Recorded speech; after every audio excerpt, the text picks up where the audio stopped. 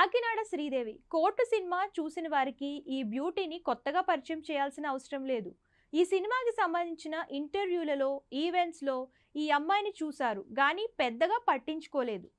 గ్లామరస్గా కనిపించలేదు కానీ ఏదో ప్రత్యేకమైన ఆకర్షణ మాత్రం ఉందని అనుకుంటున్నారు.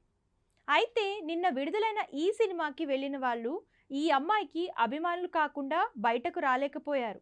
అందుకు కారణం ఆ అమ్మాయి సహజమైన నటన అనే చెప్పాలి. శ్రీదేవి ఇంతకు ముందు 1-2 సినిమాల్లో చిన్న చిన్న వేషాలు వేసిందట.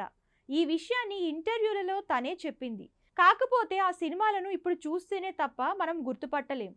కాకినాడలో ఇంటర్ చదువుకుంటూ రీల్స్ చేసుకుంటూ వెళ్తున్న ఈ అమ్మాయికి ఈ సినిమా నుంచి ఛాన్స్ వచ్చింది. అయితే వచ్చిన అవకాశాన్ని ఈ బ్యూటీ వదులుకోలేదు.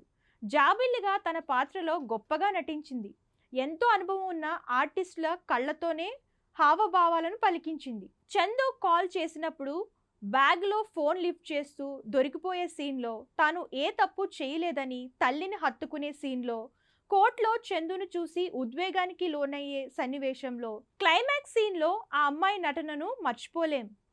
ముఖ్యంగా ఓ పెళ్లికి వెళ్ళినప్పుడు మేడపైకి రమ్మని చందుకి కళ్ళతో చేసే సైగ ఒకటి సరిపోతుంది ఆమె మంచి ఆర్టిస్ట్ అవుతుందని చెప్పడానికి.